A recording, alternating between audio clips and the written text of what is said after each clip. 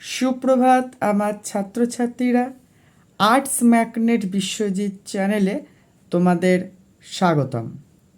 তো প্রিয় ছাত্রছাত্রীরা, তোমরা যারা এবছর অর্থাৎ 2026-এ মাধ্যমিক দেবে, তো তাদের জন্য একটা গুরুত্বপূর্ণ কবিতা রয়েছে প্রলয় উল্লাস।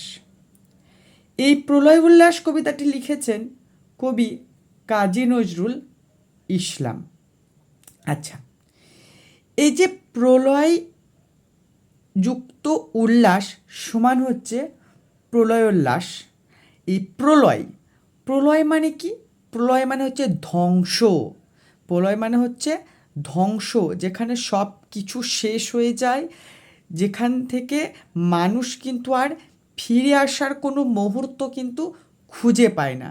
অর্থাৎ সমস্ত কিছু শেষের, অর্থাৎ পরিণতির, অর্থাৎ সব কিছু শেষ হয়ে যাওয়া, অর্থাৎ ধ্বংস হয়ে যাওয়া হচ্ছে প্রলয়। আর এই যে উল্লাস, উল্লাস মানে হচ্ছে আনন্দ। এই যে আনন্দ, এই দুটোকে কবি কিন্তু একসাথে ব্যবহার করে নামকরণ করেছেন প্রলয় উল্লাস। তো এই যে নামকরণ, এই যে কবিতাটার নামকরণ হয়েছে, এটির সার্থকতা কোথায় রয়েছে সেটা কিন্তু আমরা যখন কবিতাটি লাইন বাই লাইন পড়ব এবং প্রতিটা লাইনের মানে জানব, তখন সেটা কিন্তু আমরা জানতে পারব। আচ্ছা, আমরা জানি কাজী নজরুল ইসলামকে কিন্তু বলা হয় বিদ্রোহী কবি। তো বিদ্রোহী কবি তাকে কেন বলা হয়, তো সেটা জানতে হবে। তো আমাদের যখন এই প্রলয়োল্লাস কবিতাটি লেখা হয় বা নজরুল ইসলাম যখন জন্মগ্রহণ করেছিলেন, তখন কিন্তু ছিল পরাধীন ভারতবর্ষ। অর্থাৎ ভারতবর্ষ তখন ছিল ব্রিটিশ শাসনের অধীনে। তো তখন তখন তিনি যেখানে সমাজের যেখানে দেখতেন লাঞ্ছনা, বঞ্চনা, গঞ্জনা যখনই দেখতেন, তখনই তিনি তার বিরুদ্ধে গর্জে উঠতেন। গর্জে উঠতেন কেমন করে? তার লেখনী শক্তির সাহায্যে। আমরা জানি যে সাহিত্যই হচ্ছে সমাজের দর্পণ।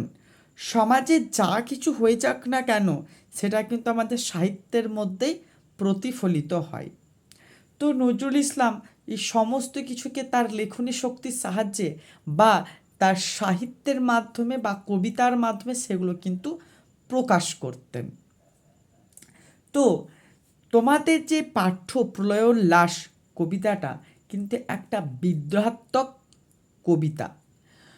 এই কবিতাটা নেওয়া হয়েছে নজরুল ইসলামের একটা কাব্যগ্রন্থ, সেটা হচ্ছে অগ্নিবীণা। আসতে পারে যে প্রলয়োল্লাস কবিতাটি কোন কাব্যগ্রন্থের অন্তর্গত? অগ্নিবীণা। আচ্ছা, তো আমরা এবার মূল পড়ায় কিন্তু চলে আসি। আচ্ছা, দেখো, প্রলয় উল্লাস কাজী নজরুল ইসলাম। তোরা সব জয়ধ্বনি কর, তোরা সব জয়ধ্বনি কর। দেখো, এই যে লাইন কবি বলছেন, তোরা সব জয়ধ্বনি কর, তোরা সব জয়ধ্বনি কর। এই যে তোরা, তোরাটা কারা? এই যে তোরা, এই তোরাটা হলো আমাদের পরাধীন ভারতবর্ষের, অর্থাৎ ব্রিটিশ সরকারের অধীনে থাকা স্বাধীনতাকামী ভারতবাসীদের কবি বলছেন যে তোরা সব জয়ধ্বনি কর, তোরা সব জয়ধ্বনি কর। অর্থাৎ ব্রিটিশ শাসনের অধীনে থাকা ভারতীয় যারা স্বাধীনতাকামী, যারা স্বাধীনতা চায়, অর্থাৎ ব্রিটিশ শাসনের শৃঙ্খল থেকে যারা মুক্তি পেতে চায়, কবি তাদেরকেই বলছেন যে তোরা সব জয়ধ্বনি কর, তোরা সব জয়ধ্বনি কর। তোমরা এই জায়গাটা দাগ নেবে যে জয়ধ্বনি তোমাদের সমাসে আসে বা কোনো একটা মাধ্যমিকে এসেছিলো বা এবছর আসতে পারে, যে জয়ধ্বনি সমাস করো। তো জয়ধ্বনি হচ্ছে জয় সূচক ধ্বনি, রূপক কর্মধারায়। নেক্সট, ওই নূতনের কেতন ওড়ে কাল বসে ক্ষীর ঝরে, তোরা সব জয়ধ্বনি কর, তোরা সব জয়ধ্বনি কর। আমরা জানি যে কালবৈশাখীর ঝড়ে কি আসে? ধুলো বালি, ঝড় ঝঞ্ঝা সৃষ্টি হয়, যার ফলে ধুলো বালি ঝরে এসে চলে আসে, যেগুলোতে যার ফলে আমাদের কিন্তু কষ্ট হয়। তো এই কষ্ট কেন? সে কালবৈশাখী ঝড়ে কিন্তু সমস্ত কিছু ধ্বংস হয়ে যায়। কবি তারপরেও তাদেরকে বলছে তোরা জয়ধ্বনি করে, কালবৈশাখী ঝড় যে আসছে তারপরেও কবি বলছে জয়ধ্বনি কর। কেন? ওখানে শুধু কালবৈশাখী ঝড়ে কেবল যে ধ্বংস হচ্ছে তা নয়, সেখানে আসছে ওই নূতনের কেতন। এই কেতন কথার অর্থ হচ্ছে পতাকা, অর্থাৎ নূতন কেতন, অর্থাৎ নতুন স্বাধীনতা, অর্থাৎ নবদিন, অর্থাৎ ব্রিটিশ শাসনমুক্ত ভারতবর্ষ।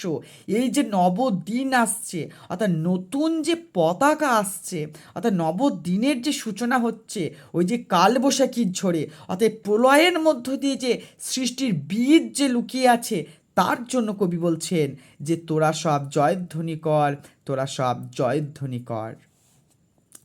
আসছে এবার অনাগত প্রলয় নেশার নিত্য পাগল, সিন্ধু পাড়ে সিংহদ্বারে ধমক খেনে ভাঙলো আগল। বলছে আসছে এবার অনাগত। অনাগত কি? যে এখনো আসেনি, যে এখনো আসেনি। সে কেমন করে আসছে? প্রলয় নেশার নিত্য পাগল, অর্থাৎ প্রলয়ের মধ্য দিয়ে, প্রলয় করতে করতে, নৃত্য করতে করতে সে কিন্তু আসছে এবার, যে এখনও আসেনি। সে কেমন করে আসছে? প্রলয় নেশায়, অর্থাৎ প্রলয় ধ্বংসের নেশায় নৃত্য করতে করতে সে আসছে। কি ধ্বংস? অর্থাৎ এই যে ভারত পরাধীন ভারতবর্ষকে মুক্ত করাতে, ব্রিটিশ শাসনকে মুক্ত করার যে নেশা, তাকে যে প্রলয়, অর্থাৎ তাকে যে ধ্বংস করার নেশা, সেই নেশায় কিন্তু আসছে সেই অনাগত। সিন্ধু পাড়ে সিংহদ্বারে ধমক খেনে ভাঙলো আগল। সিন্ধু পাড়ে সিংহদ্বারে, সিন্ধু পাড় অর্থাৎ সাত সমুদ্র ১৩ নদীর পার, অর্থাৎ সিন্ধু পাড়ে সিংহদ্বার, অর্থাৎ তোরণ মানে দরজা, যে তোরণ, যেটা সিংহ তোরণ, যেটা সম্মুখ দরজা, যেটা সিংহদ্বার, অর্থাৎ সম্মুখ দরজা, যেটা সেখানে ধমক এনে এক ধমকে তার আগল, অর্থাৎ তার যে ছিটকেনি, যেটা বলতে পারো তোমরা, সেই ছিটকেনিটাকে ভাঙছে। তো সেটা কি বলছে কবি? সিংহ পাড়ের সিংহদ্বার, অর্থাৎ সিন্ধু পাড়ে যে সিংহদ্বার, যে মেন যে দরজা, সেখানে যে আগল, সেখানে যে ছিটকেনে সেটা ভাঙছে। এই আগলটা কি হচ্ছে?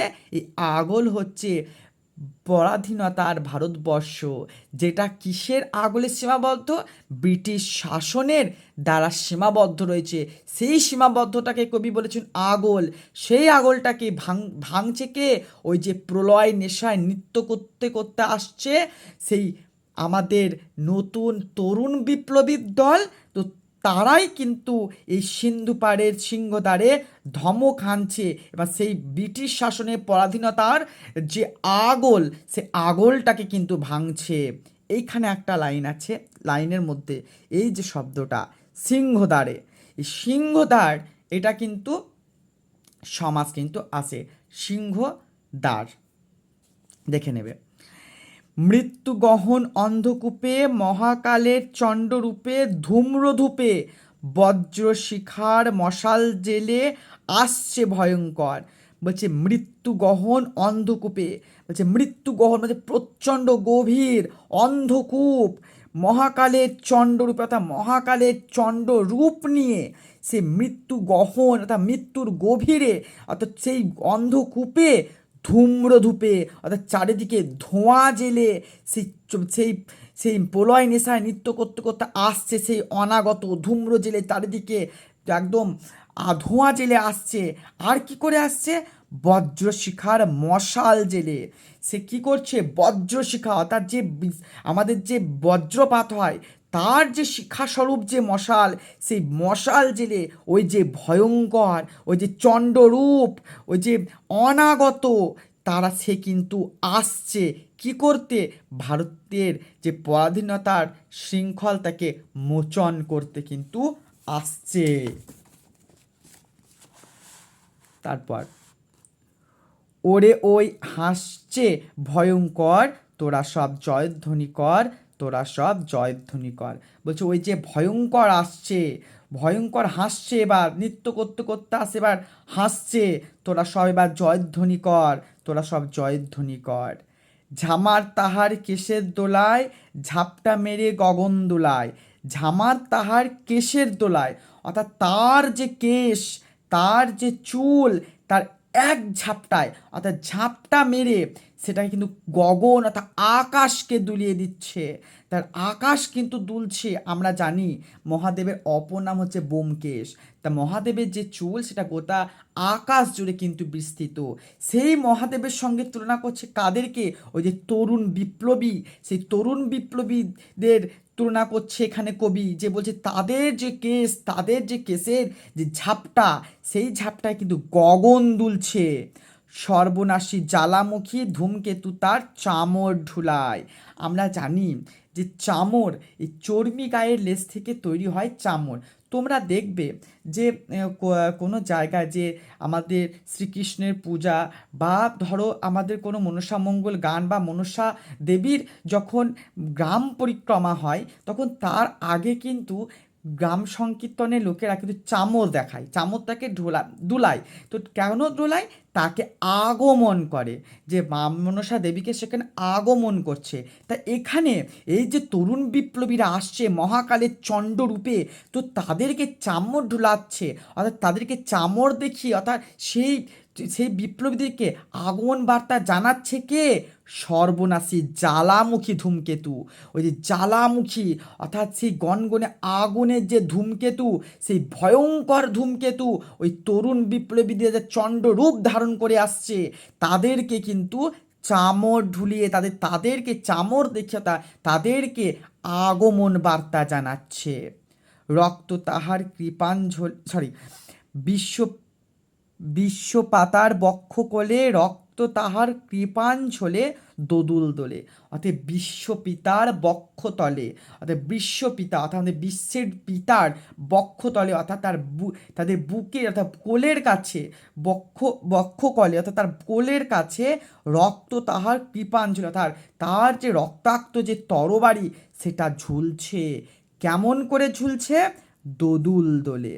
যা দেখবে যখন আমাদের মা চণ্ডী বা মা কালী যখন চারিদিকে শত্রুদের নাশ করতে যখন উন্মাদ, সমস্ত দিক যখন উন্মাদ করে তুলছে, সমস্ত শত্রুদের ধ্বংস করছে, তাকে যখন কেউ থামাতে পারছে না, তার যে বক্ষে তলায় যখন সেই রক্ত তরবারিটা রেখে সে যখন নৃত্য করছে, সমস্ত দিকে ধ্বংস করে শত্রুদের ধ্বংস করছে, তখন মহাদেব কিন্তু তার নিচে যখন শুয়ে যায়, সেই শুয়ে যাওয়ার পর সে দেবী কিন্তু শান্ত হয়। তার বক্ষতলে যেরকম তরবারি, রক্তের তরবারি যখন ঝুলছিল, সেই রকমই কিন্তু ওই তরুণ বিপ্লবীদের, ওই যে তরুণ বিপ্লবী দলের বক্ষতলে সেই রকম কিন্তু তরবারি কিন্তু ঝুলছে।